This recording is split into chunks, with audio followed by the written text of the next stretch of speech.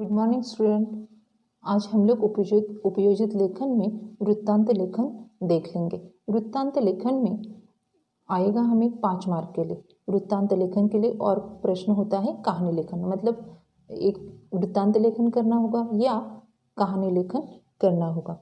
कृति पत्रिका के प्रश्न क्रमांक 5A में 1 में वृत्तांत लेखन का प्रश्न होता है। इस कृति में एक विषय तथा स्थान का नाम दिया जाएगा, उस पर 70 से 80 शब्दों में वृत्तांत तैयार करना है।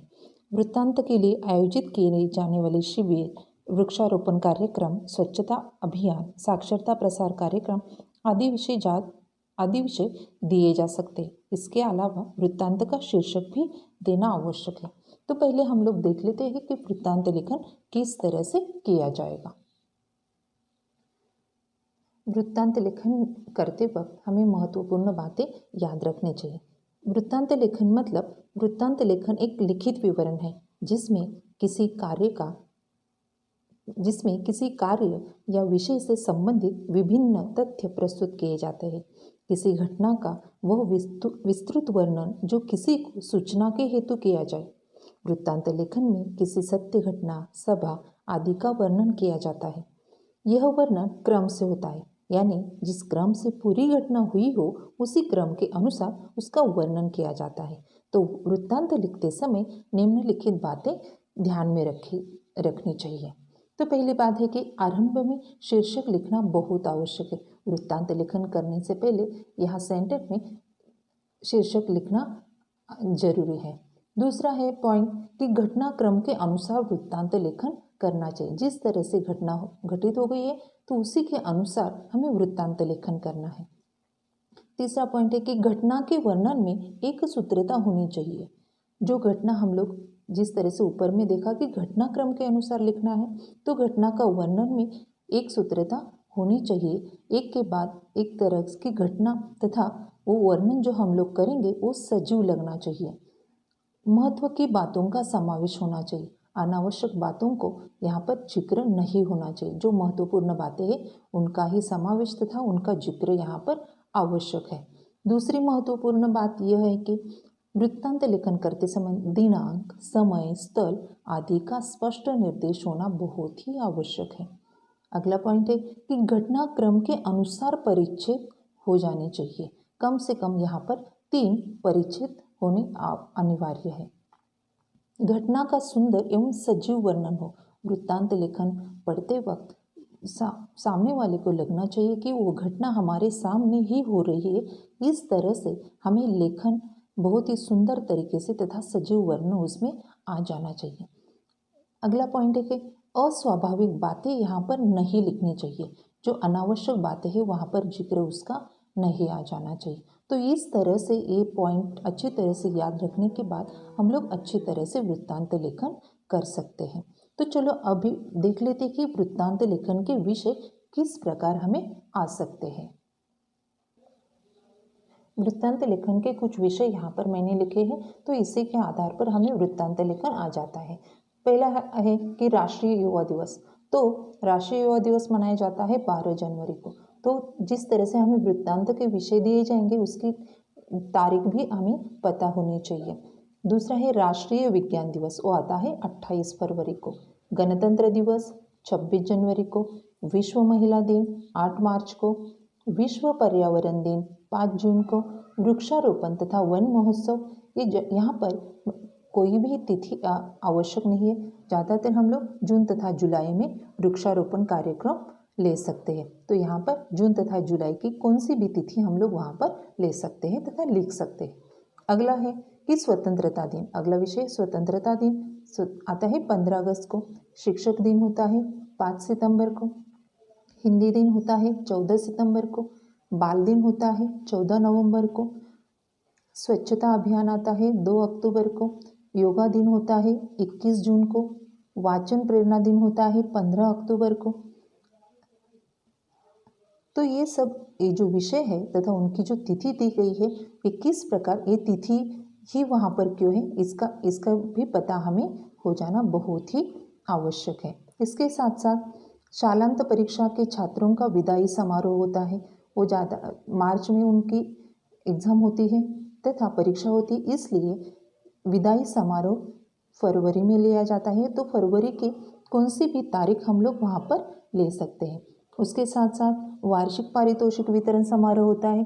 वार्षिक पारितोषिक वितरण समारोह ज़्यादातर प्रायः दिसंबर तथा जनवरी में होता है। तो इसमें से कौन सी भी, ये 2 महीनों में से कौन सी भी तिथि हम लोग ले सकते हैं। तो वृत्तांत लेखन करते वक्त ये बातें तथा ये विषय हमें अच्छी तरह से याद रखने चाहिए और उसके साथ साथ उनकी तिथि भी हमें अच्छी तरह से मालूम होनी चाहिए तथा ये दिन क्यों मनाए जाते हैं इसकी भी जानकारी हमें होनी ही चाहिए, तभी हम लोग वृत्तांत लेखन अच्छी तरह से कर सकते हैं।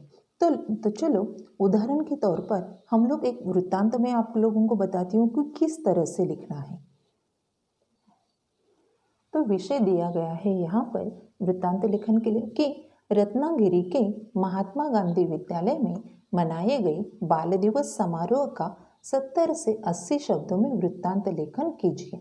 अब बाल दिवस कब मनाया जाता है, यहाँ पर तिथि का कोई भी जिक्र नहीं है, तो उसके पहले हमें पता हो जाना चाहिए कि बाल दिवस कब मनाया जाता है और क्यों मनाया जाता है। तो बाल दिवस मनाया जाता है 14 नवंबर को, और वो क्यों मनाया जाता है कि पंडित जवाहरलाल नेहरू उनका जन्मदिन हम बाल दिवस के तौर पर तथा बाल दिवस के रूप में मनाते हैं। और बच्चों को पंडित जवाहरलाल नेहरू जी को बच्चे बहुत पसंद थे, इसलिए उनका जन्मदिन हम लोग बाल दिवस समारोह के तौर पर मनाते हैं।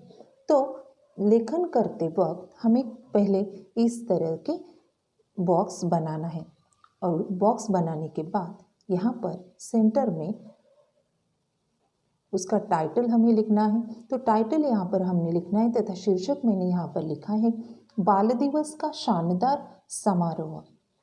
तो इस तरह से बीच में पन्ने के बीच में यहाँ पर हम लोग टाइटल लिखेंगे तथा शीर्षक लिखेंगे। अब अगला पॉइंट आता है कि कहाँ से हम लोग शुरुआत करेंगे और कैसे करेंगे। अब यहाँ से परिच्छेद बनाकर हम लोग शुरुआत करेंगे। लेखन करते वक्त कम से कम 3 या 4 परिच्छेद होने चाहिए, ये मैंने आप लोगों को अभी बताया। तो पहले हम लोग लिखेंगे कि कौन से शहर में ये समारोह हो गया, तो वो है रत्नागिरी, इसलिए मैंने यहाँ पर लिखा है रत्नागिरी। और उसके बाद यहाँ पर अल्प विराम देना है। अब बाल दिवस कब मनाया जाता है, वो मनाया जाता है 14 नवंबर को। तो वो तारीख मैंने यहाँ पर लिखी है कि रत्नागिरी 14 नवंबर 2019। अगर आप लोग ये भी इसके अलावा ये भी लिख सकते हैं रत्नागिरी 15 नवंबर 2019। इस तरह से आप अगली डेट लिखेंगे तथा अगली तिथि लिखेंगे।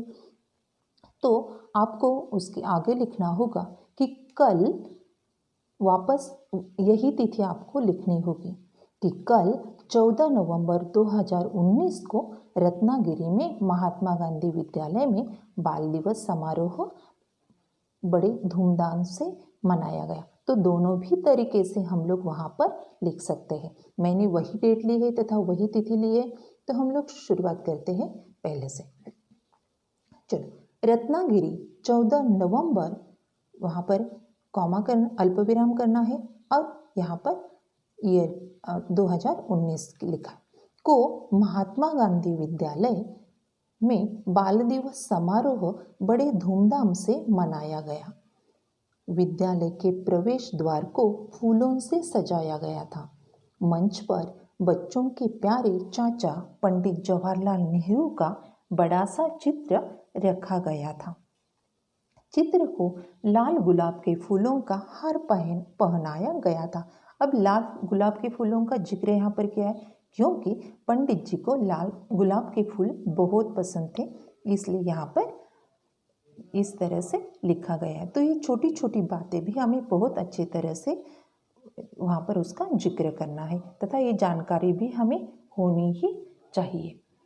समारोह की अध्यक्षता स्थानीय दूसरा परिच्छेद मैंने यहाँ पर भी बनाया है कि समारोह की अध्यक्षता मतलब जिस तरह से हमारा घटनाक्रम है उस तरह से हमारे परिच्छेद भी होने ही चाहिए। समारोह की अध्यक्षता स्थानीय महाविद्यालय के प्रसिद्ध कवि मानस मात्रे ने की। कार्यक्रम मतलब यहाँ पर अध्यक्षता समारोह की अध्यक्षता में किसने निभाई तथा अध्यक्ष स्थान पर कौन थे, इसका भी जिक्र बहुत ही अनिवार्य है। कार्यक्रम की शुरुआत सरस्वती वंदना से हुई। कार्यक्रम की शुरुआत सरस्वती वंदना से हुई। बाद में विद्यालय के प्राचार्य शास्त्री जी ने अध्यक्ष महोदय का पुष्पगुच्छ देकर स्वागत किया, साथ साथ उनका संक्षिप्त परिचय भी दिया। तो इस तरह से हमें पहले सरस्वती वंदना कार्यक्रम की शुरुआत सरस्वती वंदना से हुई, ये लिखना आवश्यक है। उसके साथ साथ अध्यक्ष जी का स्वागत करना है, उनका स्वागत के बाद उनका परिचय लिखना है। तो इस तरह से ये जो हमारा क्रम है ये अच्छी तरह से वहाँ पर लिखना आवश्यक है। साथ साथ उनका संक्षिप्त परिचय भी दिया। उसके बाद अध्यक्ष महोदय ने बच्चों के प्रति नेहरू जी के प्यार से संबंधित कई घटनाएं सुनाई। कक्षा 7वीं के छात्राओं ने एक नाटिका प्रस्तुत की। अन्य वक्ताओं ने नेहरू जी के जीवन के बारे में भाषण प्रस्तुत किए। तो कार्यक्रम में तथा समारोह में क्या क्या बातें हुई, कौन कौन अध्यक्ष जी ने किस तरह से भाषण दिए, उसका शॉर्ट में तथा बहुत ही संक्षिप्त वर्णन वहाँ पर लिखना है। अंत में अब तीसरा परिच्छेद हम लोगों ने यहाँ पर लिखा है कि अंत में सभी छात्रों को मिठाई बांटी गई। विद्यालय के वरिष्ठ शिक्षक श्री निकम जी ने अध्यक्ष महोदय एवं उपस्थित अतिथियों के प्रति आभार व्यक्त किए और इस तरह से कार्यक्रम की समाप्ति हुई। अंत में लिखना है कि राष्ट्रगीत के साथ समारोह समाप्त हुआ। इसका जिक्र करना बहुत ही आवश्यक है। तो इस तरह से हम लोग किसी विषय के बारे में वृत्तांत लेखन कर सकते हैं। जो वृत्तांत लेखन करते समय एक बात अच्छी तरह से याद रखने की, जो हमारा ये वृत्तांत पढ़ेगा उसके सामने वो घटना जैसी कि वैसी ही नज़र के सामने आ जानी चाहिए। इतना सजीव वर्णन हमारे वृत्तांत लेखन का होना ही आवश्यक है। तो इस तरह से आज हम लोगों ने देखा कि वृत्तांत लेखन किस तरह से करना है। चलो, तो आप लोगों के लिए एक होमवर्क है कि ये जो सब्जेक्ट तथा ये विषय मैंने यहाँ पर दिया है उसका वृत्तांत लेखन करना है। विषय है वार्षिक पारितोषिक वितरण। स्कूल का नाम तथा पाठशाला का नाम दिया है यहाँ पर, आदर्श विद्यालय, और तिथि भी यहाँ पर दे दी है। तो इस तरह से बहुत ही कम पॉइंट्स में तथा 3 ही पॉइंट्स यहाँ पर दिए गए हैं, 3 ही मुद्दे यहाँ पर दिए गए और इनके आधार पर हमें वृत्तांत लेखन करना है। तो ये वृत्तांत लेखन आप लोग ऐसे नोटबुक में लिख लेंगे। तो वृत्तांत लेखन के लिए और प्रश्न होता है कहानी लेखन। तो दोनों में से हमें कौन सा भी एक ही लिखना है। तो अगले वीडियो में हम लोग देखेंगे कि कहानी लेखन किस तरह से किया जाता है। धन्यवाद।